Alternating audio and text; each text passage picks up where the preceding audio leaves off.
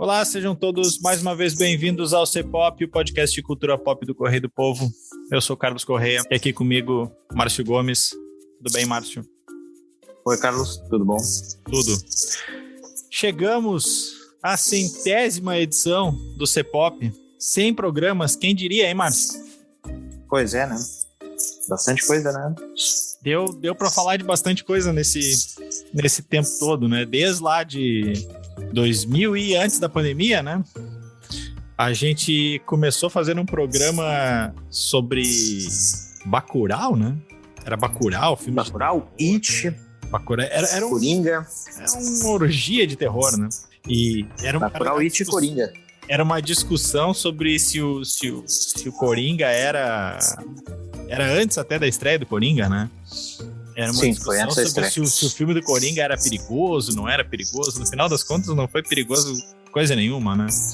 Mas Bacurau resistiu bravamente ao tempo. O It, já não sei. O It legal, mas nada demais. Mas enfim, a gente episódio que eu não tinha visto nenhum dos 3 filmes.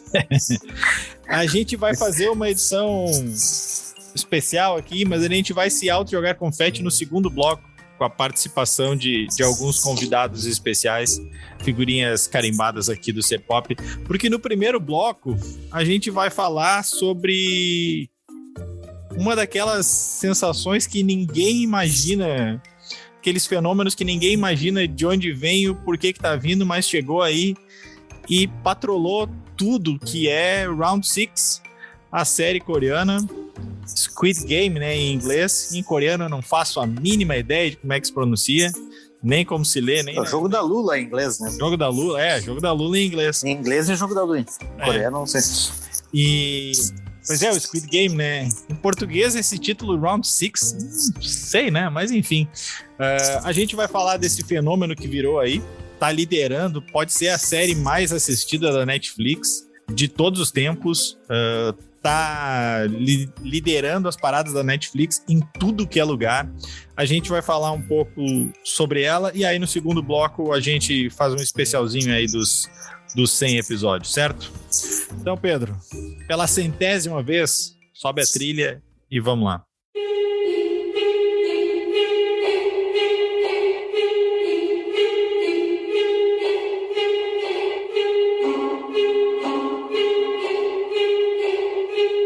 Buenas, Round 6 estreou há poucas semanas aí na Netflix e sem lá grandes marketings, né? Não é uma série que tem um marketing comparado a, sei lá, Stranger Things, essa Bridgerton da Shonda Rhimes, The Crown, qualquer outra dessas séries que tem muito mais marketing internacional da Netflix. Essa não teve nada, inclusive naquele especialzão que teve da Netflix há umas 2 semanas atrás, eu não lembro de ter sido sequer mencionada o Round 6, e a hora que eles tiveram 3 horas e meia, né?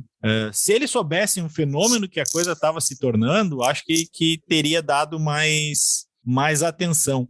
Para a gente ter uma ideia, existe um site, ele chama Flix Patrol.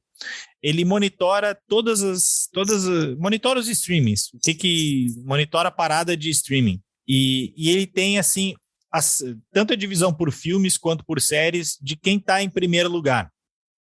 Em que país? Tem vários países. A lista de países é enorme aqui, tá? E a relação é de uma semana para cá, tá? Então começa no dia 30 de setembro e vem para cá. Eu não vou ler a lista de países porque ela é gigante, mas ela tem tudo e mais um pouco, assim. Ela não tem uma que outra coisa, assim, tipo China, obviamente, né? Porque os dados são mais restritos, mas fora isso, tem quase tudo ali. Eu vou ler alguns países, tá? Que aí a gente tem uma ideia. Argentina, Austrália, Bélgica, Brasil, França... Deixa eu ver o que mais aqui, deixa eu rolar para baixo aqui a lista. Japão, Jordânia, Kuwait, Estados Unidos, Holanda, Portugal, Rússia, deixa eu ver, confirmar a Rússia, México, que é outro mercado gigante. México também tá, Índia também tá, que são os maiores mercados, né? Estados Unidos, México, Brasil, Índia, Estados Unidos, obviamente, Reino Unido. Em todos esses que eu falei, Round 6 está em primeiro lugar em todos os dias dessa última semana. Os dados são da última semana, mas antes disso também estava. Todos os dias. Tá Todos os dias, que nem diria o pai do Luiz Adriano. Todos os dias. Eu acho que já dá para se dizer que, em termos de série, o ano ainda não acabou, mas esse é o maior fenômeno, né, Márcio? Disparado. Dificilmente vai ter algo com essa dimensão, assim, né? A gente vê pela explosão de memes, né? Em tudo quanto é lugar aparece... A bonequinha. A bonequinha, o biscoito, né? Tem restaurantes... Agora tem restaurantes daqui do Brasil fazendo, né? Isso, sabe? Eles te dão uma cerveja de graça se tu conseguir descolar o biscoito lá. Depois a gente entra na parte com spoilers, a gente entra um pouco mais aí, né? Até quando caiu agora, nessa semana, a gente está gravando na quarta-feira, né? Na segunda teve o apagão ali do Facebook, do Instagram e do WhatsApp. Os memes circularam, inclusive no Twitter, né? Em relação à série, né, fazendo brincadeira com o apagão das redes sociais, né? E isso mostra o quanto ficou impregnado, o quanto está impregnado já os elementos da série. E eu acho que a série tem muito isso, tá? Isso a gente pode discutir depois, assim, mas a série tem vários desses elementos, assim. O quanto isso for proposital ou não, eu não sei, tá? Mas ela tem vários desses elementos que são facilmente identificáveis, assim, e são facilmente transformados em memes, em piadas, em coisas que a gente pode adequar no cotidiano, assim. E eu acho que isso é uma das razões do sucesso. Assim. Quem ainda não viu, e às vezes as pessoas me perguntam assim, sobre o que é essa série. Eu vou ler a sinopse da própria Netflix, tá? Que diz assim: endividado, Ji-Han participa de um jogo misterioso na esperança de ganhar dinheiro fácil, mas já na primeira rodada, uma verdadeira cena de horror acontece. Eu acho que o melhor jeito da gente tentar explicar é buscar algumas comparações, né? Eu gostei muito da que tu fez outro dia na redação, pegando outros elementos. Eu tenho uma parecida, mas joga a tua primeiro aí, Márcio. É uma mistura de BBB, Jogos Mortais e Olimpíadas do Faustão, né? Eu acho que é isso aí. Eu diria que é uma mistura de Jogos Vorazes, Parasita, Albergue e qualquer reality show também, né? Porque ela tem elementos de todos esses outros programas, assim. Tem elementos de reality show, né? O pessoal enclausurado num lugar só e fazendo aliados e jogando e tendo que fazer estratégias para poder vencer as partidas. Tem a questão dos jogos infantis ali, né? Que são partidas que... Tem alguns jogos ali que são próprios ali da realidade coreana, mas tem outros jogos que são universais ali, né? Tem coisas... é extremamente violenta, né? Desde o começo. As pessoas têm que fazer desde o começo, né? Já te dá um choque inaugural, mas depois essa violência continua. Tanto é que ela chega no final, já tá meio que naturalizado, né? Tu já meio que espera algumas coisas, assim. Mas ela é extremamente violenta, então ela mescla várias dessas coisas da cultura pop, assim, que a gente já tá acostumado, né? E junta tudo nesse caldeirão e faz algo novo. E sim, tem elementos, como o Carlos falou ali, do Parasita, que é a questão do endividamento, da questão tem várias alegorias ao capitalismo, então, tipo, tem um caldeirão de referências ali dentro, fora as coisas bizarras ali também, né? A vestimenta do pessoal, a máscara do grande vilão ali, que tu pode buscar até uma referência no Darth Vader, né? Ali, tipo, eu acho Doutor Destino. Me pareceu mais Doutor Destino, né? Mas tipo, eles conseguiram pescar muita coisa, e daí não tem como tu não... O interessante é que essa série, ela tá... O criador foi desde 2009, eu acho. Essa série, ela tá pronta e sendo passada, ela é criada dirigida por... Me desculpem as pronúncias em coreano, tá? A direção é de Dong... Coreano do Carlos não é fluente. Não sou fluente. Não é tão coreano. Fluente como o teu mandarim, né, cara? Não. Dong Hyuk Hwang. De qualquer forma, o que eu queria ressaltar é que ela é uma série que ela tá pronta, o roteiro dela tá, pelo menos o tratamento inicial, né, tá aí há muito tempo, tem pelo menos uns 10 anos, né, então ela não é daquelas séries da Netflix ela não é uma série do algoritmo da Netflix, por mais que tenha elementos ali que pareça. Cara, logo que começou, assim, eu vi os cartazes, eu disse, outra série de macacão vermelho, cara. Tipo, é a mesma coisa do Casa de Papel, né? Máscara e macacão vermelho. Mas não, ela não tem, ela tá aí há muito tempo, assim. E ela é uma série sul-coreana, mas ela não é. Claro, tem elementos ali, depois até ontem a gente falava disso, né?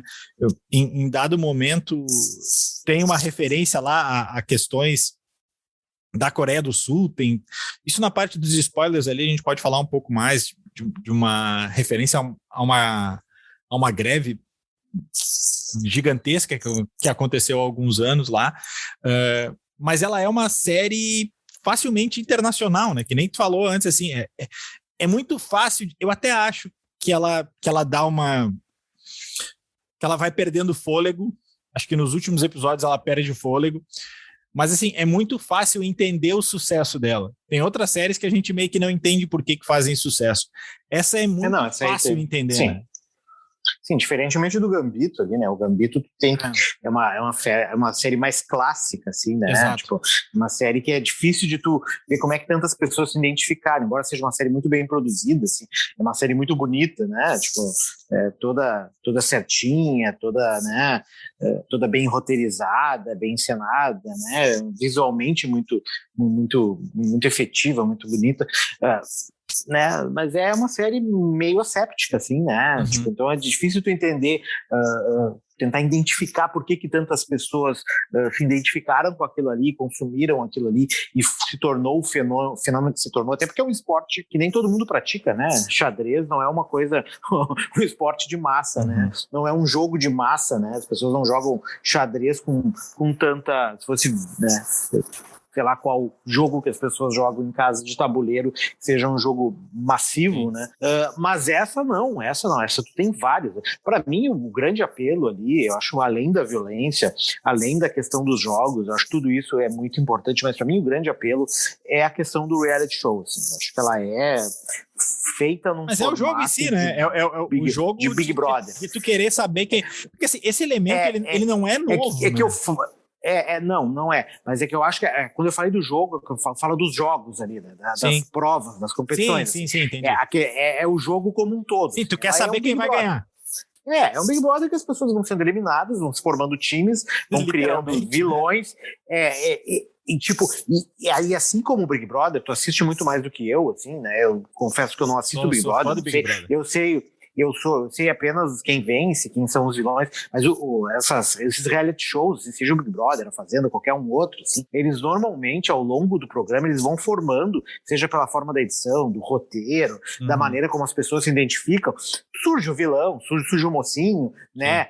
Eles assumem papéis muito bem definidos dentro do programa, apesar de ser, entre aspas, reality, né? Mas de reality tem muito pouco, assim, né? E nessa série tem exatamente aquilo ali, né? Tu identifica muito bem quem é o cara, né, quem é o principal da série, quem é os vilões, e eu acho que eles até são um pouco mais, são menos, como é que eu vou dizer assim, não são tão eles são menos caricaturais muitas vezes do que os personagens dos Big Brothers da vida. Assim, né? Não, eu acho que tem complexidade em cada um deles ali. Exatamente, eles são mais complexos, por exemplo, do que alguns vilões. Tipo, a Carol Conká, para dar um exemplo assim, do que eu acompanhava nas redes sociais, me parecia ser muito mais vilã, assim, personagem, pelo que o pessoal falava, vilã o tempo todo, do que, pelo menos da forma como ela foi apresentada. Eu tenho certeza que na vida real ela não é assim, ela como, né, mas ali no programa, a maneira como ela foi... Controversas. Mas do que os vilões daquela série, mesmo o grande vilão do Round 6 ali, que é o Round 6, sei lá, que é o cara da tatuagem ali, né? Que meio mafioso. O gangster, né? O meio mafioso, o gangster. Mesmo ele tem os seus momentos ali de ternurinha, né? Em algumas. E mesmo o personagem principal ali, que é o... Exatamente, era o que eu ia falar. Ele tem momentos de filha da puta. Ele começa a série como um personagem repugnante, é o cara que rouba da mãe. Não, e ele tem momentos repugnantes, né? Mesmo e agora durante o falar jogo. spoiler, durante o jogo, no momento que ele tá em uma das partidas ali, em que ele engana o seu o seu concorrente ali, né? O seu companheiro de disputa, ele engana sabendo que tá enganando, né? É isso então, que eu assim, acho... todos eles são complexos, não são unidimensionais, assim, né? O legal, eu acho que é justamente isso. A quantidade de leituras que essa série, tipo, eu assim, ó, como um trabalho de ficção, como eu já disse, assim, eu acho que ela perde fôlego no final e tudo que tu espera lá pelo 4º ou 5º episódio acontece. Tipo, não tem surpresa nenhuma. Não. Tem uma surpresinha ali no final que a bem da verdade não muda nada para mim. Não, aquela surpresa depois a gente fala mais na parte dos spoilers. Não me pareceu tão surpreendente. Não, tu até não pensa durante o filme, mas é aquela surpresa que tá, ok, mas e daí? O que tu espera lá pela metade acontece, tipo assim, até o, sei lá, 6º episódio, são 9, né? 5º ou 6º episódio, não morre ninguém importante. Não morre ninguém importante. Tipo, ou seja, todos aqueles coadjuvantes que vão aparecendo ali, tu sabe que aí são já os caras... Carlos. Mas... Aí já é spoiler, Carlos. Pode ser. Tá. Então, ignora o que eu falei, depois volte para isso. Mas assim, ela te dá... Como eu acho que ela perde o fôlego e ela não é surpreendente assim, nesse sentido assim, de tu sabe o que vai acontecer ali. Tu não sabe quais são as provas, mas tu sabe mais ou menos o que vai acontecer e para que lado vai. Mas a possibilidade de subtextos que tem ali tipo as relações humanas ali de o que tu faz no desespero. Às vezes tu pode fazer uma aliança, mas tu abre mão da aliança, tem uma questão de individualismo muito grande ali, tu mesmo citou assim, tem uma crítica velada ali ao capitalismo, que seja. Isso tudo que não é dito é que eu acho mais interessante na série, assim. Ela não entrega tudo de cara, assim, e ao mesmo tempo eu acho legal quando eu posso fazer uma interpretação e tu pode fazer uma completamente diferente, assim. Isso para mim é o mais legal da série, assim. E traz também a realidade da Coreia do Norte, ali, que tem a menina que fugiu da Coreia do Norte com o irmão, deixou a mãe lá, embora não aprofunde aquilo ali, eu acho que quase todas as séries e filmes da Coreia do Sul sempre tem essa sombra, assim, né, que é esse conflito mal resolvido com os irmãos norte-coreanos, ali. Sempre tem essa questão ali pairando, assim, que é aquele norte comunista fechado em que aquela sombra atômica ali do lado, né, e nessa série tem também, embora não seja o mote da série, não seja uma coisa presente, mas tem ali uma norte-coreana presente que é introspectiva, que é fechada, que está sempre isolada, assim como o norte, ela também é isolada, fechada na dela, não se alia com ninguém, está sempre sozinha, né? Representa bem a Coreia do Norte dentro daquela ilha de sul-coreanos tentando sobreviver a um jogo maluco ali, né? Tem algumas curiosidades, né? Para a gente poder entrar na parte dos spoilers. O número que está no cartão ali é um número real, né? O cara que tem esse número, o cara disse que não conseguia mais deixar o telefone ligado, né? Todo mundo querendo jogar lá. Aquelas bizarrices. Outra curiosidade que eu achei interessante e deixa claro o que é o fenômeno é o quanto teve uma provedora de internet da Coreia do Sul, né, que processou a Netflix. Tamanha foi a demanda de dados, né? Porque não faz nenhum sentido, né? Netflix fez negócios, né? Paciência. Então, assim, é um fenômeno. Olha, eu não via isso há muito tempo, assim. Mas vamos para os spoilers aí? Vamos, até porque, né? Então tá. É difícil segurar. Como eu disse, assim, o que eu acho, se eu acho que tem algum problema, não é problema, assim, mas acho que a série perde fôlego a partir da sua reta final ali, justamente porque tu sabe que vai acontecer, que vai ganhar quem vai ganhar, ela não vai morrer quem vai morrer, tu meio que sabe até a ordem de quem vai morrer, né? Na verdade, assim, uma coisa me incomodou, na verdade, de toda a série, assim.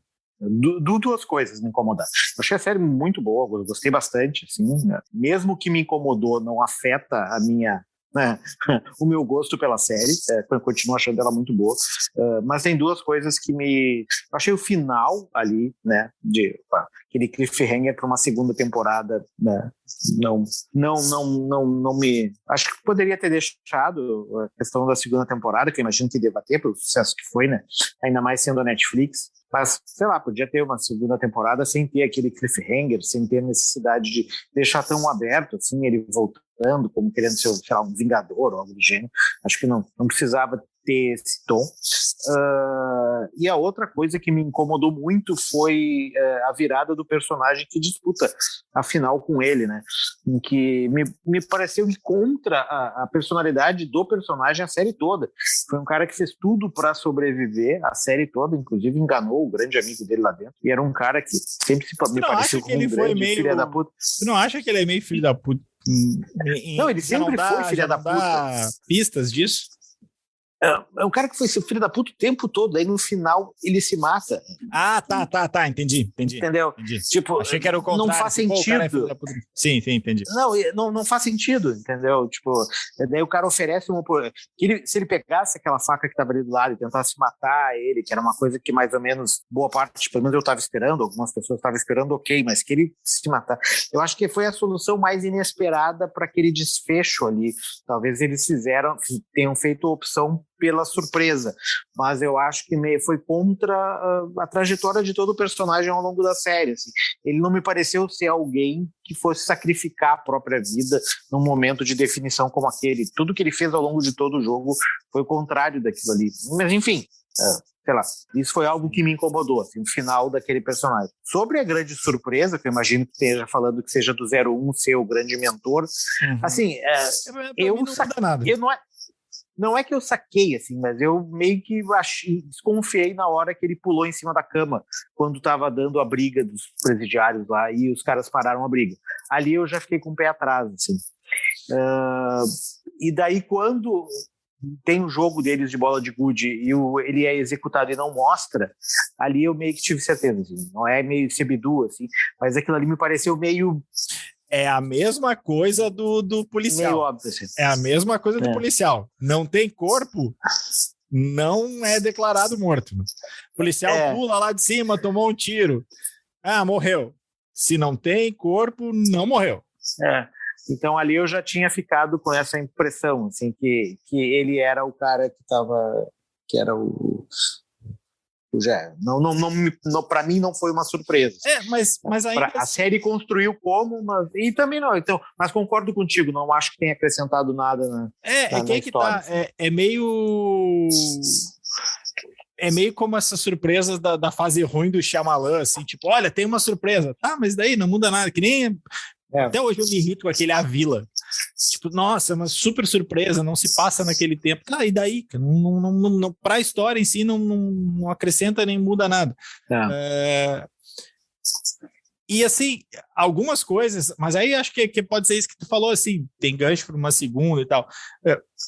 Ainda que tenha revelado que é ele, não explica por quê, né? Não entra em detalhes maiores.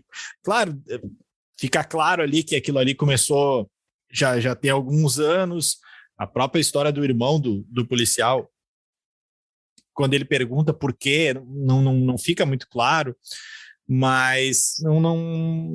E assim, eu acho que, agora que eu me dei conta, assim, quando eu falo que ela perde peso na reta final, ela perde peso para mim quando começa a chegar os convidados.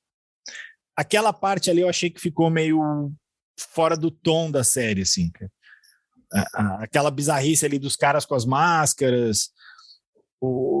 Eu entendo aquilo ali que, sabe, são os ricos querendo ver os pode-se dizer pobres, né, os endividados, sabe, os ricos querendo ver os pobres brigarem até morrer. Eu entendo a alegoria, mas eu acho que no roteiro aquilo ali destoou, assim, cara. Eu não acho que por exemplo, a questão do tráfico de órgãos, eu acho que está dentro de um contexto ali, Acho que faz todo sentido, por isso que eu acho que é meio mistura de tudo isso com o Albergue também, né? Quer dizer, acho que o fato, na verdade, da, entre aspas, torcida ali, faz mais relação até do Albergue do que com o tráfico de órgãos. Mas aquela questão ali dos caras matarem e tirar os órgãos para vender, eu acho que está dentro do contexto do coisa. E eu até entendo que o lance dos VIPs ali também faz parte daqui. Não quero ficar repetindo contexto toda hora, mas faz parte daquele cenário ali. Mas eu não sei, eu não achei ela tão bem construída, assim. Acho que ali um pouco foge o tom para mim, assim, cara. Não, nada que estrague assim, a experiência. Eu acho uma boa, curti a série, gostei bastante. Mas acho que é ali que dá uma destoada para mim, assim. Talvez não tenha sido muito bem explicado, né? Foi algo que meio que caiu de helicóptero, no caso, né? Mas caído de voo de lanche, né? Mas caiu de paraquedas ali, talvez se eles tivessem explicado quem eram aquelas pessoas, ou talvez isso fique para uma segunda temporada, né? Pode ser. Dar o como o jogo foi construído, como surgiu, isso, né? Qual foi a ideia, e aí talvez também, a gente entenda um pouco mais de quem são aquelas pessoas, onde é que elas saíram, por que elas estão ali, mais do que ser apenas 4 pessoas ricas que estão ali para apostar, sei lá. Sei lá, vai ver, são pessoas que são fundadoras do jogo, lá, tem uma ação naquilo ali. E para mim, outra coisa que não faz muito sentido é esses caras chegarem na reta final. Se esses caras querem ver. Tudo bem, mas aí tu pode ver tudo em casa, né? Eles estavam o quê? Estavam em casa por causa da pandemia. Tá um sistema de pay-per-view, né? Caiu. Porque se o prazer desses cabo, eles tiveram que ir pra lá. Se o prazer desses caras é ver morte alheia e disputa alheia, faz mais sentido eles estarem nas primeiras disputas, né? Que é onde mais vai ter isso. Não no final. Mas, enfim, não é. Acho que um aspecto que a gente falou no começo ali da violência, e aí eu acho que dá para puxar lá o paralelo com Parasita. O próprio humor, é o mesmo estranhamento que eu tive na primeira parte do Parasita. Eu tive no primeiro episódio, principalmente ali. O tipo de humor sul-coreano é muito diferente do que a gente está acostumado, assim. Me parece uma coisa que num primeiro momento a gente vai achar meio boba, assim, ou pelo menos uma coisa mais, sei lá, como é que era aquele programa que tinha sábado de noite na Globo? Zorra Total? Uma coisa, não esse estilo, assim, mas mais nessa vibe, assim, um humor meio bobo, meio ingênuo, assim, não é aquela coisa, sei lá, sarcasmo do inglês, por exemplo. É um outro tipo, mas que a partir do momento que tu saca que, cara, é uma produção de outro lugar que a gente não está tão acostumado a ver, beleza, depois depois passa, assim. E a questão da violência, né? Não é só o que é mostrado, é o que é sugerido. Ontem eu até comentei com o Márcio na redação.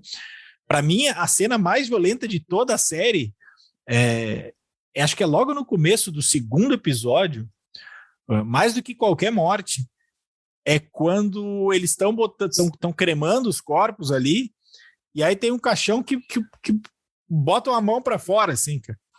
O cara bota a mão para dentro, assim, prega e vai, né? Tipo, não, cara. Tipo, a simples sugestão de alguém ser... Não é nem enterrado vivo, né? É cremado vivo, cara. Aquilo ali, para mim, é de um nível de violência atroz, né? Não, eles cruzaram o cabo da... Eles forçaram a barra, assim. Mas faz sentido, dentro faz sentido dentro do contexto daquele universo ali. Dentro do universo da série, sim, né? Não, é estranho, né? Uma série tão violenta, assim, ter tido esse apelo sucesso, também, né? Com essa violência tão gráfica como foi essa aí, né? Essa violência não ter... Como é que isso é um sinal dos nossos tempos, né? Essa violência tão gráfica não ter afastado as pessoas, né? Muito pelo contrário, ter atraído tanta gente, assim. Porque normalmente quando chega a esse nível de não é uma violência que é coreografada, né? Não é uma violência... É crua, né? Aquela que é uma violência bastante crua, né? Uma violência bem... Né? Quando os caras caem lá de cima, o foco nos corpos seco, no chão, né? É uma coisa bem, né? Antigamente a gente falava de revirar o estômago, né? E tipo, as pessoas estão consumindo isso com uma voracidade, né? Talvez a pandemia tenha nos deixado meio inertes a esse tipo de coisa, né? Ou, sei lá, os vídeos que estão circulando, né? Depois da gente ter visto tanto vídeo violento por aí via tem grupo YouTube, de WhatsApp, tem grupo de WhatsApp com vídeos bem piores, né? Pois é, e talvez isso já esteja nos anestesiando para esse tipo de violência, e sei lá, quando a gente vê numa plataforma de streaming já acaba sendo algo já tão naturalizado que já não choca, mas não como chocava 10 anos atrás. Talvez há 10 anos atrás essa série não seria tão aceitável. Hoje já passa batido, a gente vai, acha... é violento, mas ok, né? Faz parte. Só para a gente encaminhar aqui o final desse bloco, queria falar um pouco das atuações, né? É um elenco que, para a gente aqui, pelo menos é completamente novo, né? Eu até fui ver alguns nomes, eu achei, além de maravilhosa, eu achei muito boa a atriz que faz a 67 lá. E aí eu fui atrás para ver que outros filmes ela tinha feito e tal. A Ho Yeon-jung, ou Chung, né? E aí eu fui ver, ela, na verdade, ela não é atriz, ela tem um trabalho só, acho que é clipe, alguma coisa assim. Ela é supermodelo, assim. Ela é supermodelo na Coreia do Sul. Só que agora acho que achou o estrelato, né? O protagonista, não. O cara que faz como é que é? O glorioso Seon Ji-hoon, que o ator é o Lee Young-jae. Ele, não, esse é um cara bem mais estabelecido, assim, cara. Já trabalha desde os anos 90, mas é o Darin da Coreia. É o Darin da Coreia. Não chega muito aqui, né? A gente, pelo menos, não são... Uma época eu tava vendo direto, tem várias, no Netflix tem várias produções coreanas, né? Tanto de filme quanto de série. Mas mais uma coisa, ou uma pegada terror, ou uma pegada, vai lá, meio drama, meio K-pop, assim, né? Eu acho que tem filmes policiais, tem muito filme policial de ação coreano, né? De ação mesmo, assim, de tipo John Wick, assim, tem muita coisa a lá John Wick. Que para quem gosta de ação, o cinema asiático é muito melhor. É muito bom. É muito bom. Tem esses filmes de terror, né? Tem muita coisa de terror. E tem muita coisa teenager, né? Tem muita coisa teen ali, muitas séries teens, que daí eu não acompanho tanto, mas eu sei que tem muita produção ali coreana, e se o cara entrar, se as pessoas começam a assistir, o algoritmo acaba te oferecendo cada vez mais, né? E daí tu acaba entrando nesse universo, assim. Mas no Netflix tem muita produção. A cultura sul-coreana dos 15, 20 anos para cá, ela cresceu bastante, né? Seja para a questão do K-pop, seja para a questão do cinema. Não vamos esquecer do Gangnam Style, né? Isso vai bem além do... O Parasita foi o ápice, eu acho, né? O Parasita e o K-pop, eu acho que são os ápices desse... Eu acho que o Parasita, desse universo, o mas isso vem... E o Gangnam Style. O Gangnam Style foi um fenômeno... Claro, foi uma música só, mas... Tu imagina em tudo que é lugar do mundo tocando... E assim, o lance do K-pop é um fenômeno gigantesco lá, o BTK lá, né? É BTK? BTS.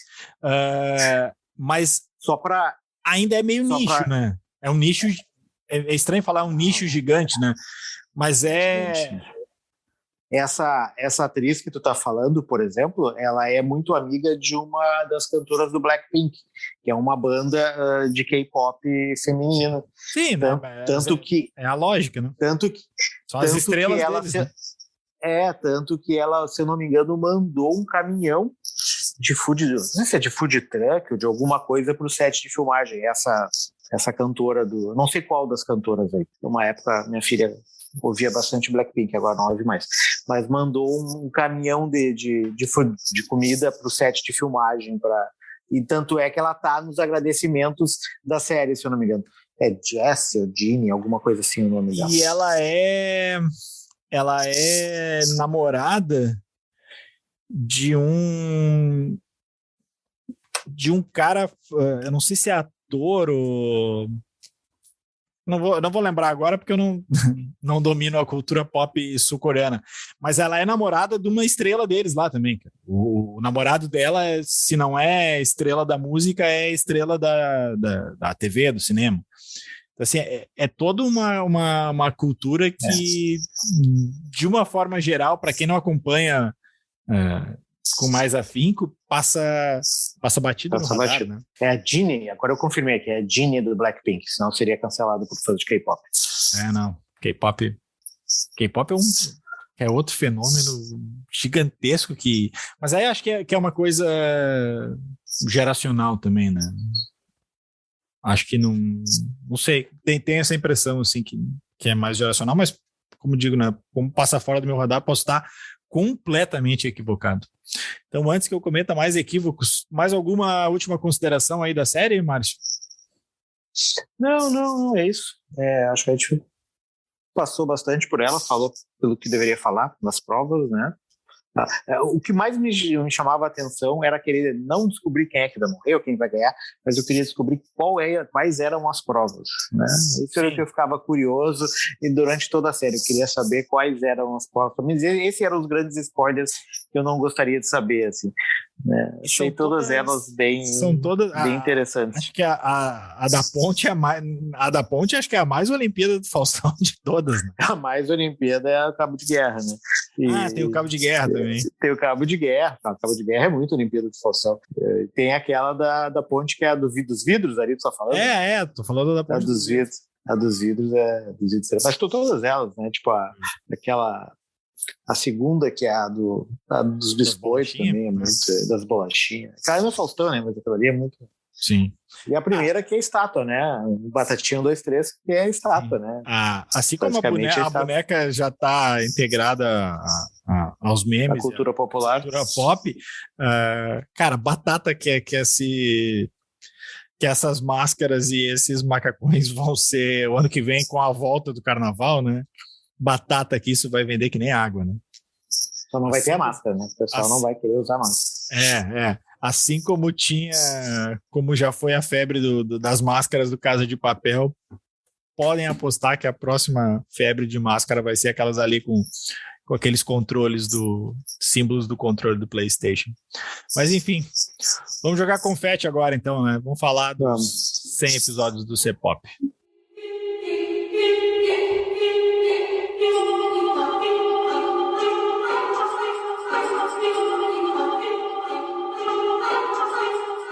Buenas, agora, como eu disse, né, vamos jogar confete na gente mesmo, já que 100 episódios não é pouca coisa, são mais exatamente 100 episódios.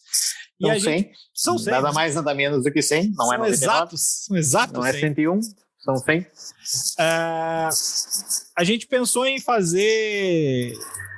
várias pautas, mas aí a gente acabou decidindo por chamar quem mais participou do programa aqui para falar... Nós não vamos trocar quem nos acompanhou durante todo esse ano pelo Paul McCartney, né? Exatamente. O Paul até queria, mas a gente disse, papo, deixa para outra hora aí. Quando estrear o episódio dos Beatles, a série dos Beatles na Apple, a gente te chama.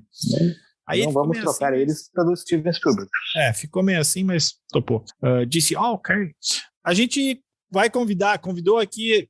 A gente fez as contas, as pessoas que mais participaram do C-Pop ao longo desse ano, e a gente pediu para elas não estão aqui na gravação com a gente, porque juntar 6 pessoas com a agenda de um jornal ia ser mais complicado.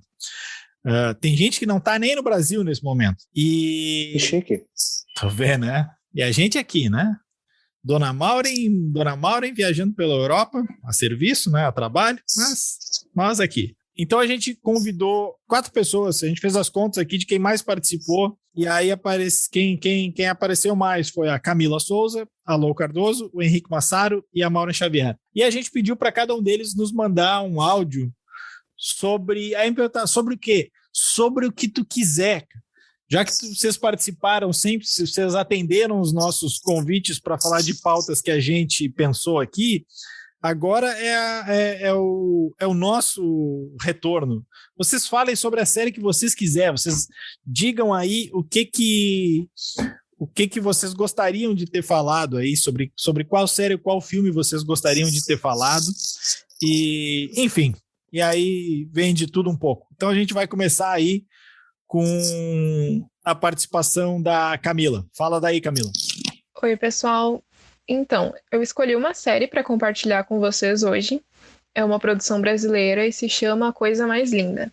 A série tem 2 temporadas, a primeira foi lançada em 2019 e está disponível na Netflix. E no elenco tem nomes bem conhecidos do público, que é a Maria Casadeval, a Fernanda Vasconcelos, a Paty de Jesus e a Mel Lisboa. É uma série que se passa no final dos anos 50 e conta a história da Maria Luísa. A Malu, no início, é uma personagem bem conservadora. Ela é casada, tem um filho e é super dependente do pai e do marido. A trama começa mesmo a se desenvolver quando a Malu se muda para o Rio de Janeiro para encontrar o marido e para montar um restaurante junto com ele, mas logo que chega lá, ela descobre que ele fugiu e roubou todo o dinheiro que ela tinha. Então ela tem o desafio de refazer a vida dela ali do zero naquela cidade, sem dinheiro, sem conhecer ninguém, ou tem a opção de voltar para São Paulo e continuar a vida que ela tinha dependente do pai. E ela decide ficar ali, então, e onde seria o restaurante, ela resolve abrir um clube de música. Ao longo da série, a Malu se aproxima de outras mulheres.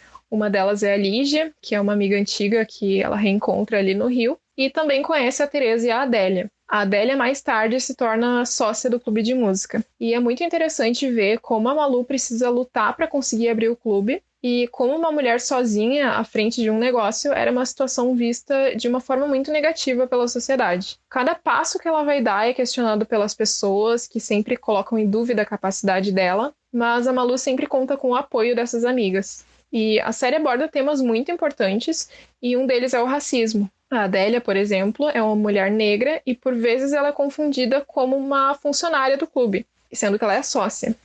E também aborda a diferença de classes, a luta da mulher para conquistar espaço no mercado de trabalho. Isso acontece muito com a Tereza, que é a única jornalista no meio de uma redação dominada por homens brancos. Então mostra também como as ideias e as sugestões dela são totalmente invalidadas por esses colegas de trabalho e ela não é levada a sério como uma profissional. A série retrata bem como as mulheres precisam deixar de lado os sonhos porque elas vão ser julgadas ou porque o marido não permite, como é o caso da Lígia. Ela é uma personagem que gosta muito de cantar, mas precisa fazer shows e apresentações escondido do marido porque ele não deixa. E outro tema super importante é o feminicídio. Não sei se isso é considerado um spoiler, porque eu não vou dizer o nome, mas quando uma personagem é assassinada, a Malu vai para a rádio e denuncia essa tragédia que aconteceu. E uma frase que ela fala fica muito famosa, foi bem comentada nas redes sociais, que ela diz que o amor pode ser várias coisas, mas afirma no final que o amor não é violento e não é morte. Então, é uma série que traz esses temas bem importantes para a gente refletir e que ainda são problemas atuais da sociedade. Por mais que a gente tenha avançado em muitos pontos, são problemas que ainda permanecem. E além desses temas mais sérios, também tem muita música, principalmente bossa nova. Tem histórias de romance ali entre os personagens que acabam prendendo a gente, despertando curiosidade do que vai acontecer, de como aqueles conflitos vão ser resolvidos. E dificilmente tu vai ver um episódio sem ter vontade de já continuar no próximo. Então é uma série que eu indico muito. Para mim é uma das melhores produções brasileiras da Netflix. A segunda temporada deixou vários ganchos para uma próxima, mas a Netflix ainda não confirmou se vai ter continuação. Então tá, esse foi o depoimento da Camila. Eu acho importante, né, Márcio, que a Camila fala dessa série do Coisa Mais Linda. É importante ver que de uns anos para cá, esse tipo de produção passou a ganhar um espaço, passou a ser mais valorizado, né? Não um seriado simplesmente focado numa personagem feminina, porque isso tem desde sempre, né? Mas com essa visão, eu não vou dizer feminista, primeiro porque não é meu lugar de fala e eu posso incorrer em algum erro, mas que dão uma importância diferente para a mulher, né? Não é aquela coisa simplesmente sexualizada ou sofrida, dona de casa. Virou uma mulher que começou a ser reconhecida muito mais pelo que ela é de verdade, né? Sim. Eu acho que é uma naturalização do processo, né? Eu acho que cada vez mais Tava mais do que na hora, né? o cinema, a indústria de entretenimento está entregando produtos para que as pessoas se enxerguem aonde elas estão, né? Até porque se não fizessem isso, não vamos ser ingênuos aqui e achar que isso é apenas uma escolha engajada, né? Não, isso é uma escolha de mercado, né? Daqui a pouco, se tu continuar fazendo apenas produções de detetives durões e machistas, mulherengos, tu vai atender um nicho de mercado muito restrito, e as pessoas que não consomem esse produto vão te largar, né? Então tu tem que ampliar o teu leque de opções, né? E ignorar uma fatia de mercado cada vez maior, isso, né, um mercado feminino, negro, enfim, de todas e quaisquer identidades que a gente tem por aí, não tem como na diversidade em que tu vai conseguir ampliar o teu nível, tipo, a tua capacidade de criação de conteúdos, né, e de absorção, tu fugir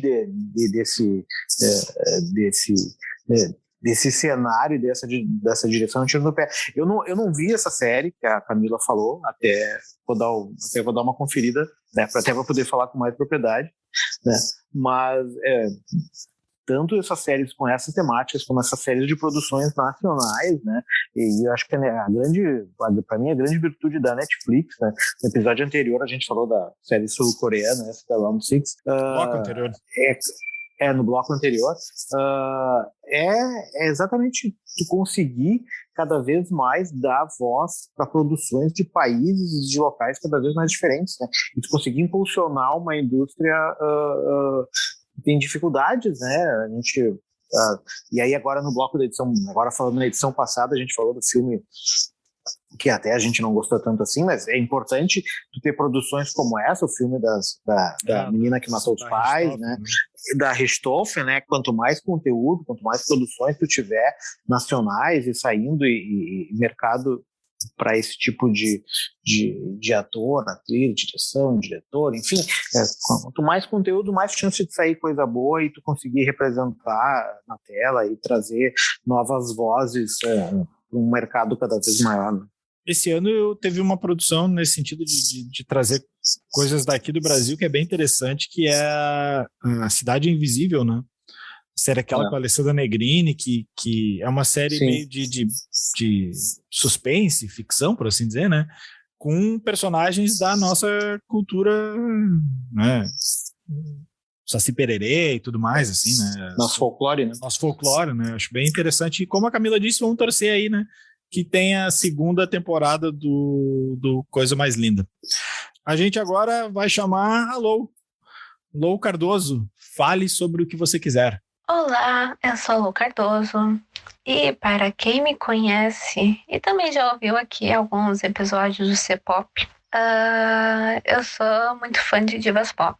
E como o C-Pop já discutiu sobre filmes como o da Taylor Swift e da Beyoncé, acho que também valeria falar um pouco, e vou aproveitar a ocasião para falar de 2 filmes que foram lançados esse ano sobre a Britney Spears, que o primeiro lançado mais no início do ano foi o Frame Britney, que foi produzido pelo The New York Times, que faz praticamente um apanhado sobre o movimento que os fãs da cantora criaram para analisar essa tutela muito suspeita do qual o pai dela entrou com o processo há uns 13 anos praticamente, para ter controle total da vida da Britney, tanto pessoal, profissional e principalmente a financeira, né? Que daí esse filme, o primeiro documentário, ele faz essa apanhada e também faz uma análise de como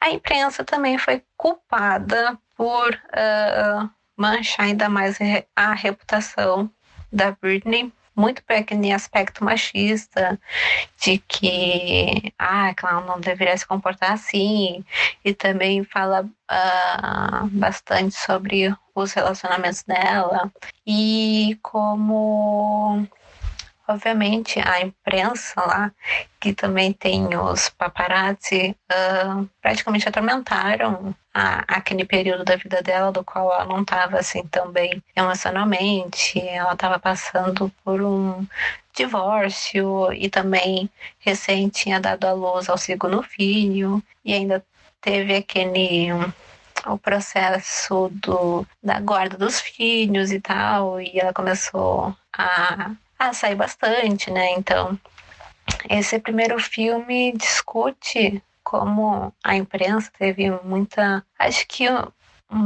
boa parcela da culpa em prejudicar, eu acho, que a imagem da Britney, porque se tu for parar para perceber alguns memes, sempre tem alguém que diz que se a Britney Spears sobreviveu ao ano de 2007, tu supera qualquer coisa, sabe?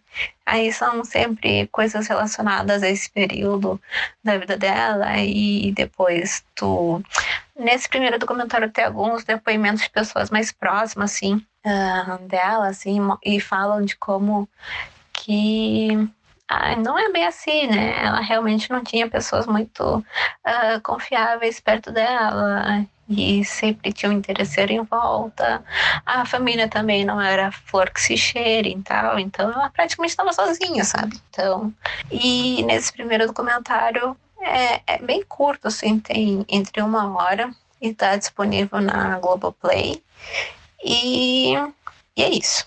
E nesse segundo filme que foi lançado na Netflix recentemente, que se chama Britney vs Spears, uma jornalista e uma cineasta narram pra gente a investigação mais concreta, por assim dizer, que elas fazem, porque elas recebem documentos da tutela da Britney, onde são reveladas muitas coisas pra gente, tanto de papéis financeiros, que mostram muito da movimentação que o Jamie fazia com o dinheiro da Britney, e também uma papelada médica que dizia que a Britney tinha demência. Mas aí tu para e pensa, como é que a Britney tem demência se ela faz shows, grava discos, tem uma vida pública ativa, onde todo mundo vê que ela não tem demência? Então, estas e outras informações são reveladas pra gente e mostram como realmente o Jamie, que é o pai dela,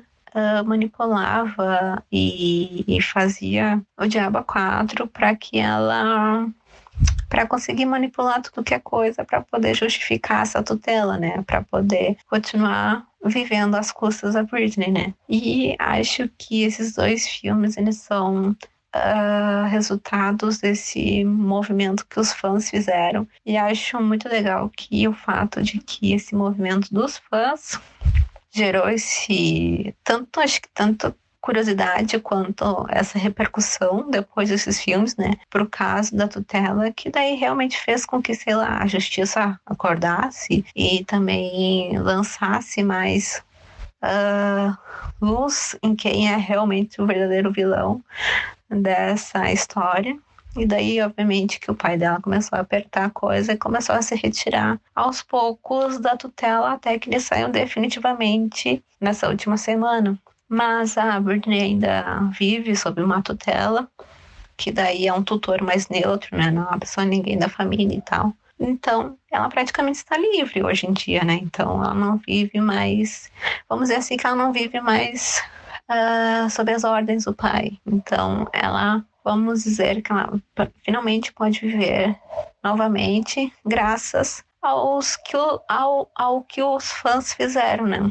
Que foi com esse movimento, e desse movimento vieram esses filmes, né? Então, acho que são filmes mais particulares, assim, mas acho legal que tudo isso moveu para que a Britney finalmente esteja livre finalmente.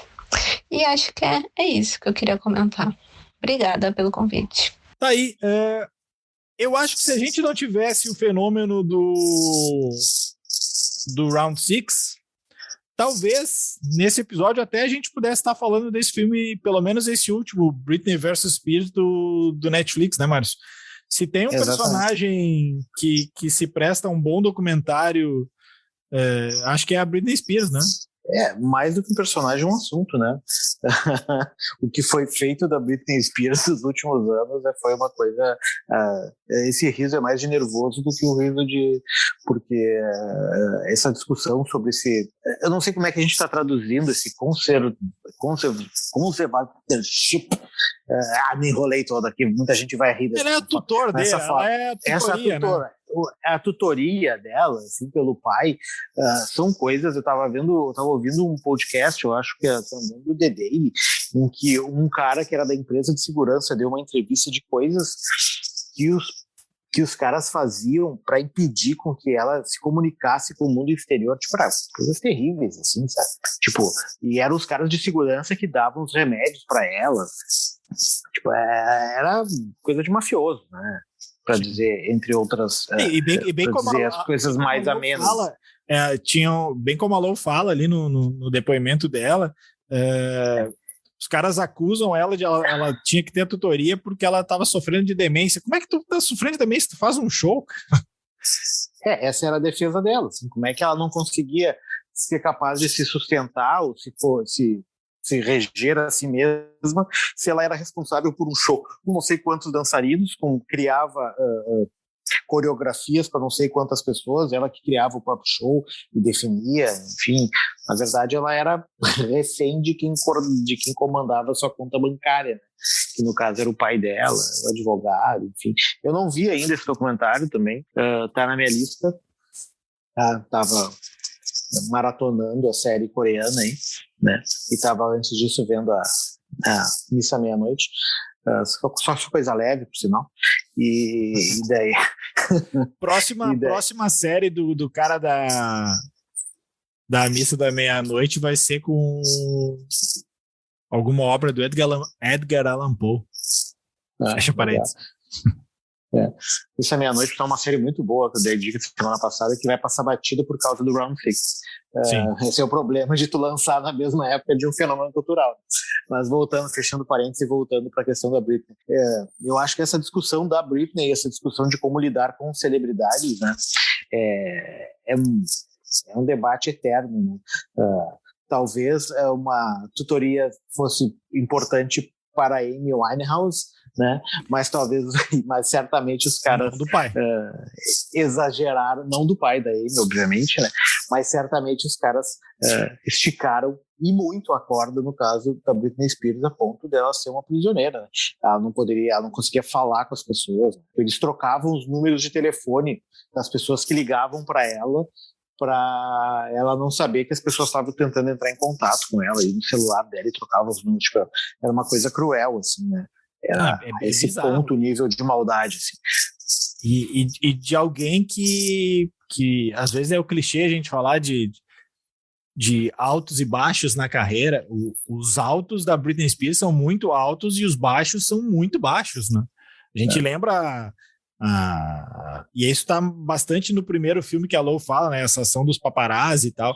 A cena dela com careca, com guarda-chuva, cortando cabelo, né? Careca com guarda-chuva na mão e tal. Era um período bizarro. E assim, começo dos anos 2000, a Britney Spears era um fenômeno dos fenômenos, né? Sim. Era um negócio gigantesco. Bom, a música dela até hoje, né? É o problema daquelas...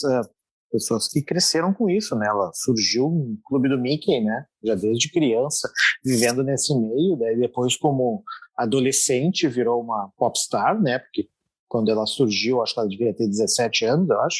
Ela não tinha 18 ainda quando fez aqueles clipes. E daí depois já entrou na fase, tipo, 20 e poucos. E daí depois, ladeira abaixo. Então, é difícil de tu lidar uma vida inteira com esse tipo de exposição, né, e não ter problemas pessoais, emocionais, psicológicos. É uma carga emocional, uma carga financeira, é uma carga, a gente diz, white people problems, né, mas apesar disso, é um desgaste enorme. Assim. E quando tu pega uma questão familiar como essa, em que várias pessoas acabam dependendo de ti e tu acaba sustentando financeiramente essas pessoas, né?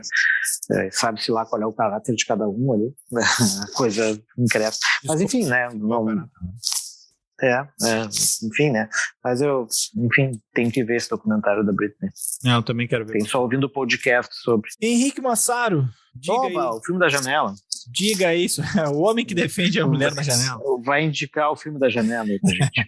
Henrique, sobre o que você gostaria de ter falado ao longo dos episódios aí no C-Pop? Vai lá. A série que eu escolhi para falar aqui no C-Pop, e que inclusive eu acho que poderia ter um episódio inteiro dedicado a ela, é The Sopranos, ou como ficou conhecida no Brasil, Família Soprano. Essa é uma das séries que eu maratonei durante esse período de pandemia. Ela estava na minha lista fazia muitos anos, por ser considerada uma das melhores séries de todos os tempos, e durante esses momentos em que a gente ficou mais em casa, eu pude finalmente tirar esse atraso. The Sopranos é considerada a série que mudou tudo para a história da televisão, principalmente da TV norte-americana. Hoje em dia a gente está acostumado a ver séries de TV que praticamente competem em termos de nível de qualidade e de investimentos e até de aceitação da crítica com os grandes filmes de Hollywood. Isso não era comum antigamente. Isso mudou graças a uma caminhada aí de várias produções que, entre elas, principalmente, a gente pode dizer, The Sopranos, ela que começou esse movimento de mudança lá em 1999. Por que essa série é tão fantástica? Bom, tem vários motivos. Um deles, que eu acho que é um dos mais importantes, é o tema. Grandes gêneros do cinema, das séries, da literatura, como a máfia, por exemplo, são muito utilizados em diversas produções porque, basicamente, eles permitem que grandes histórias sejam contadas por abordagens diferentes através deles. É o caso de The Sopranos, é isso que o David Chase, que é o criador da série, fez. Ele utilizou a temática da máfia, essa tão conhecida aí do mundo do cinema, para fazer um grande estudo de personagens. Eu acho que The Sopranos pode ser definida dessa forma, principalmente pelo seu protagonista, que é o Tony Soprano. Tony Soprano é um mafioso, ele é o chefe de uma família da máfia, que está passando por problemas psicológicos, por crises de pânico e de ansiedade. Mas o que acontece? A questão é a seguinte, a máfia ela é abordada, como eu falei, de uma forma completamente diferente. Não é a máfia de Nova York e certamente não é a máfia glamurosa que a gente se acostumou a ver em filmes como Poderoso Chefão, por exemplo. Ela é a máfia de Nova Jersey, a cidade, né, da região metropolitana de Nova York, digamos assim, no momento que é os anos 90, que é uma fase que a gente sabe que é a decadência da fase mais glamurosa da máfia que a gente se acostumou a ver, né? Uma fase mais decadente desse mundo do crime. Isso por si só já é uma questão diferente. Um outro ponto é que o Tony Soprano, a gente acompanha ele como um homem normal, um homem de família, que tem mulher, que tem filhos e que também tem uma família paralela, que é a sua família do crime, a sua família com F maiúsculo. A grande sacada, talvez, de The Sopranos é que ela introduziu o conceito de anti-herói na televisão, que é uma coisa que a gente já viu depois e com muito sucesso com personagens como Walter White em Breaking Bad. Antes de Sopranos, colocar um anti-herói para ser protagonista de uma série era considerado um absurdo. Colocar um homem que é um criminoso como protagonista de uma produção que vai entrar na casa das pessoas, lembrando que a TV tem essa característica de ser assistida em família, era uma coisa fora de cogitação. E o David Chase e a HBO fizeram isso com o Tony Soprano de uma maneira brilhante, que é a gente se identificar com esse homem, torcer por ele em muitos momentos, apesar das coisas horríveis que ele faz durante toda a série. A gente cria uma afinidade com esse personagem porque a gente conhece ele mais intimamente. A gente sabe, a gente acompanha as dores, os traumas dele e a gente meio que torce por ele, cria essa relação meio ambígua de saber que ele é uma pessoa horrível, mas ao mesmo tempo da gente criar essa afinidade. Antes de terminar, vale dizer que tem outras sacadas muito interessantes. Uma delas é que pode pegar algumas pessoas de surpresa que começarem a assistir essa série esperando muita ação e que podem se surpreender achando a série um pouco parada. Mas esse ponto é justamente o que faz de The Sopranos tão genial. Não é que não tem ação, tem esses momentos que são muito legais, mas não é essa a principal característica da série. Sim, ela parece parada em alguns momentos justamente porque ela se preocupa e em te mostrar, em fazer que a gente conheça todos os seus personagens, não só o Tony Soprano, como a mulher dele, os filhos, o sobrinho e outras pessoas daquele grande mundo mafioso. A gente cria uma afinidade com todas elas, de modo que a série, a gente se interessa por voltar a assistir cada episódio, porque é como se a série fosse uma janela para a vida daquelas pessoas e a gente quer saber o que está acontecendo com elas a todo momento. Muitas vezes nem precisa ser com os protagonistas, a gente quer saber o que está se desenvolvendo com cada um daqueles núcleos que o David Chase nos apresenta. Eu acho que basicamente era isso. Também vale a pena dizer que é uma série muito engraçada, é uma das séries mais engraçadas que eu já assisti, não é de comédia, mas eu gargalhei em diversos momentos durante esse período em que eu maratonei The Sopranos e eu recomendo para todo mundo. Bom, o Márcio é outro fã de Família Soprano, então deixa a palavra contigo aí. Eu até hoje é uma falha no meu caráter. Eu agora que entrou o HBO Max eu quero ver, mas eu tô querendo primeiro acabar o The Wire. Só que eu tô me amarrando vendo outras séries, eu tenho que ver, em algum momento eu vou ter que ver Família Soprano. Mas tu que viu, que eu sei que também é fã, vai daí.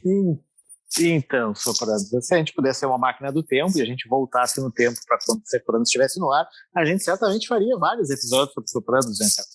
Mas infelizmente Sopranos acabou. Tem o filme agora, né? Pois é, vai ter a oportunidade do filme Todos os Santos de Newark, que já estreou lá fora, né? Já estreou nos cinemas e na HBO Max, mas para variar, do Gandolfini, né? O filho do Gandolfini. James Gandolfini. Mas para variar, ainda não tem data de estreia aqui no Brasil. Não tem data certa. Deve demorar mais uns 40 dias. Às vezes é uns 35, né, que eles falavam. Né? Seguindo a régua do que foi os outros filmes aí. Deve ser mais ou menos isso. Sopranos é uma série fenomenal, né? Mas é uma série que praticamente, assim como outras séries que redefiniram, como bem o Henrique falou ali, a televisão norte-americana e essa questão de séries. Eu acho que Sopranos, The Wire e outras séries foram as séries que fizeram a Netflix querer ser HBO, né? E agora a HBO quer ser Netflix. Mas é uma série que tem muita coisa, né? Tem muita coisa, tem vários episódios que são clássicos, são quase como filmes à parte dentro da própria série. Tem muitos personagens icônicos, enfim, tem várias coisas que tu pode abordar ali desde o começo da série, né? Que é como o Henrique falou ali, do mafioso que vai procurar terapia porque está sentindo um vazio existencial, né? Mas passa além disso, né? Passa além dessa humanização aí da questão mafiosa. A série trata de aborda várias outras questões, né? Até o final, né? Que é um dos finais mais clássicos de todos os tempos. Não sei se o Henrique chegou até o final, mas é um dos finais mais clássicos e mais discutidos de séries de todos os tempos, né? Tem teses de mestrado sobre... quem quiser ver só o final, tem no YouTube ali, a última cena, que são uns 4 minutos, que é o final da série Sopranos. Para quem não viu, fica meio perdido, né? Mas a cena é muito bem feita, muito bem filmada e tal, para quem quer. Assim, vale, acho que Sopranos valeria. Mas eu acho que a gente teria que fazer uma série muito antiga, a gente teria que fazer, sei lá, né, Carlos, voltar com um túnel do tempo e analisar séries, né, séries antigas. Mas dá muito trabalho, né? São 6 temporadas. Eu teria que fazer um intensivão, assim, para fazer. É difícil analisar. Dá para fazer um filme, né? Mas a série é difícil tu voltar tanto no tempo. Assim. O que tem mais de 6 temporadas, bem mais de 6 temporadas, é o que eu nem imagino, né? Porque eu já sei sobre qual série Maureen Xavier vai falar. E não é sobre zumbis. Mas vamos confirmar. Vai daí, Maureen.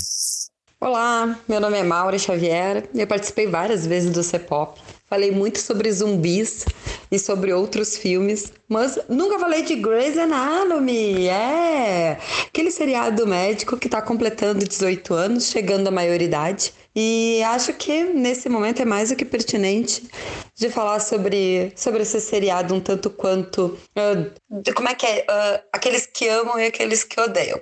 Bem, Grey's Anatomy começou como mais uma série médica, né? Lá há 18 anos atrás, ela era para ser apenas aquelas séries que cobre, né, ali no meio das temporadas das séries tradicionais.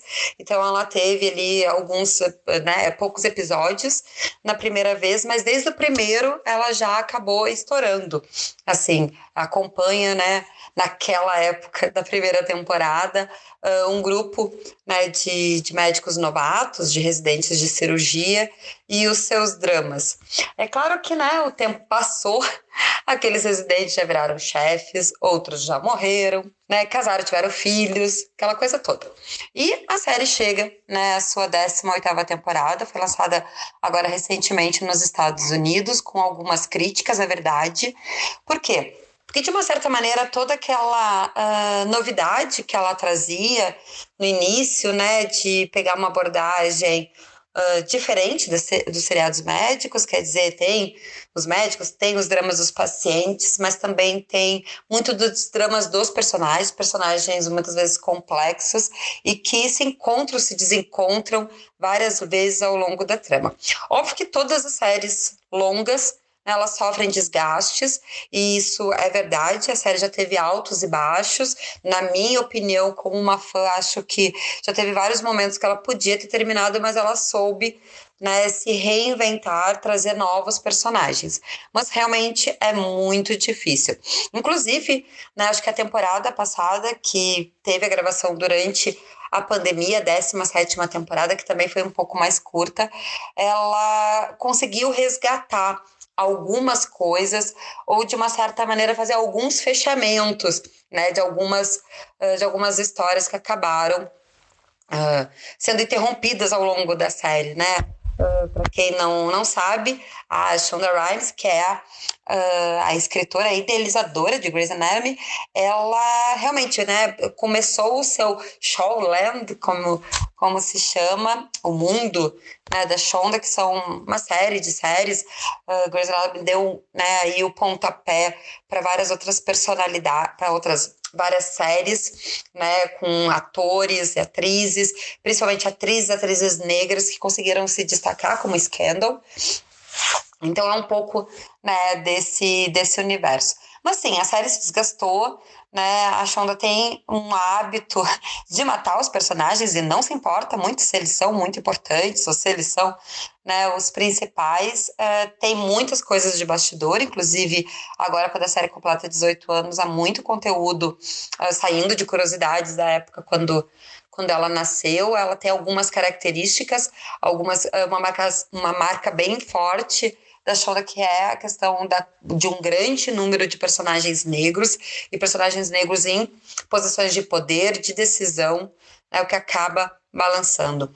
Grey's Anatomy tem a atriz principal, Ellen Pompeo, atriz, que vive a Meredith, né, no início uma jovem um pouco tanto perdida, com seu lado meio sombrio, e que, né, foi amadurecendo, e hoje, mais do que ser atriz da série, ela também é produtora e dirige vários episódios.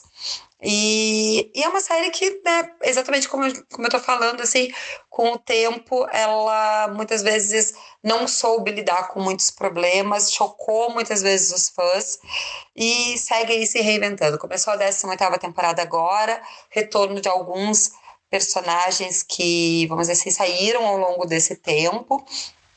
E vamos ver aí o que espera, qual vai ser a renovação. Ellen Pompeo várias vezes, né, já disse que ela seguirá fazendo o seriado enquanto o público quiser. Nesse ponto, eu acho que toca o alerta, né, uma vez que o primeiro episódio, a estreia da 18ª temporada, registrou o menor resultado de audiência. Pode ser aí, talvez, um alerta, talvez a última temporada. E PS, né, já que nós estamos falando de coisas que eu nunca pude falar no Grey's Anatomy, no C-Pop, fica a dica da ótima trilha sonora. Tem muitas músicas aí que ficaram conhecidas a partir da série, muitas bandas, e com certeza vale a pena. Então, essa é a minha dica. Parabéns ao C-Pop, 100 episódios. Estamos aí. Tchau, tchau. Aí, como a gente já desconfiava, a Maureen não perderia a oportunidade de falar de Grey's Anatomy. Grey's Anatomy é outra série que eu já até tinha falado com o Márcio, mas agora a gente já pode aproveitar que a Maureen falou. agora que estreou, né? Ou tá para estrear a 18ª temporada aqui no Brasil. Lá já estreou, né? Eu acho que aquela também era uma série que se não fosse essa participação da Maureen aí, ela valeria também um programa, porque é um fenômeno gigantesco, né? E é uma série com 18 temporadas e não são temporadas de 10 episódios, né? Não é o meu tipo de série, imagino que também não seja a do Márcio, mas assim, uma série que nesses moldes, onde hoje em dia o formato mais afeito ao sucesso são as séries ali de 10 episódios, por aí, 10, 12 episódios, uma série que se mantém com a mesma, entre aspas, trama desde 18 anos atrás, gostando ou não gostando, a gente reconhece o valor dela, né? 18 temporadas não é de zumbi, mas é uma série zumbi, né? 18 temporadas é uma série zumbi. Cara, assim, eu nunca vi Grey's Anatomy, assim, claro, vi trechos, assim, porque eu tenho uma fã em casa de Grey's Anatomy. Pra mim, Grey's Anatomy é tipo o Coldplay das séries. Assim. Entendam como quiserem essa referência. Não consigo, assim, eu não consigo ver. Não, mas eu também não é uma série que me bate muito, assim. Eu entendo o apelo, entendo o apelo emocional, assim, é tipo comfort food, assim, né? Eu acho que entendo isso, assim, as pessoas que gostam de ver, assim, e depois de um tempo, assim, é que pelo que a galera vê, não sei nem se chega a ser comfort, porque a galera sofre vendo essa série, cara. Tipo, mas gente no jornal que quando morreu um personagem lá, passou a semana chorando. Mas, Carlos, o sofrimento às vezes é confortável, Carlos. Para algumas pessoas, o sofrimento, mesmo ainda mais sofrimento, não o sofrimento à frente de uma telenovela, como é o caso. Sim, mas é uma boa válvula de escape. Exatamente. Assim. Então as pessoas acabam se sentindo à vontade acompanhando, ainda mais uma série que tem um padrão, assim, né? Um padrão de comportamento, um padrão de personagem e de roteiro, e tu mais ou menos espera e sabe o que vai acontecer.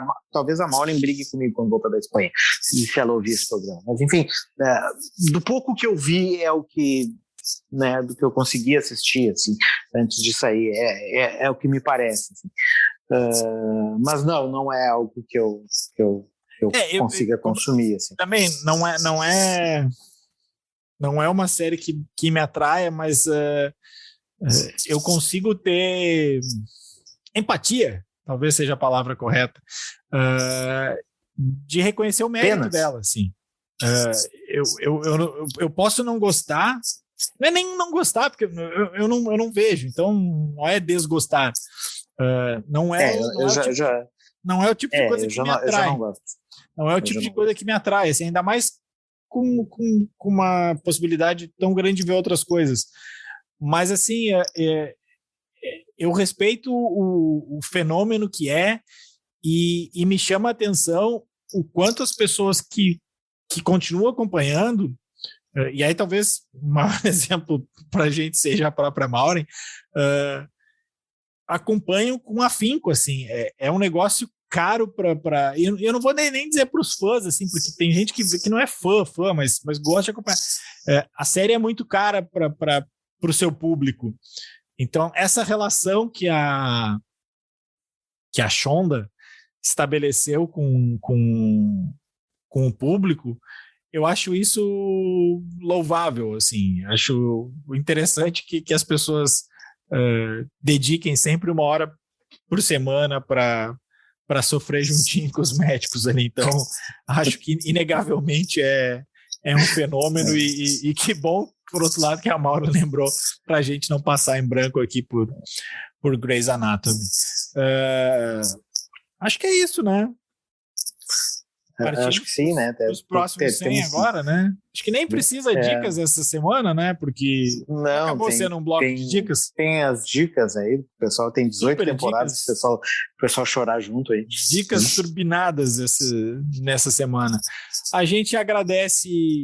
antes de encerrar, quero 2 agradecimentos especiais aqui. Paul McCartney? É ele? Não? O Paul vai ficar um pouquinho mais adiante. Até poderia falar eu falei já na semana passada, né, da série do Paul. Há 2 pessoas que começaram com a gente, né? A Samantha Klein, que foi, acho que quem idealizou o C-Pop, né, junto com o Márcio. Eu cheguei um pouquinho depois, né? Eu tava no primeiro episódio, mas fui o terceiro a ser chamado nessa bagaça aqui. A Samantha Klein e ao Pedro, né? Pedro Bastos, que está com a gente desde o começo, editando isso aqui, que não é um trabalho. Às vezes a gente dá umas broncas pro Pedro e o Pedro pega todas com a gente sem reclamar nem nada. Então, Pedro, fica aqui o nosso ele reclama, a gente que não ouve. Pode ser. Fica aqui o nosso agradecimento especial ao Pedro Bastos, que edita esse e outros 99 programas. 99 não, porque às vezes nas férias do Pedro também tira férias, né? Esse tipo de luxo, né? E nas férias do Pedro aqui fica o nosso agradecimento ao Aleph Alencar também, que editou alguns programas nas férias do Pedro. Mas é isso, a gente volta na semana que vem no 101, né? Então, estamos ficando por aqui. Um abraço e até semana que vem.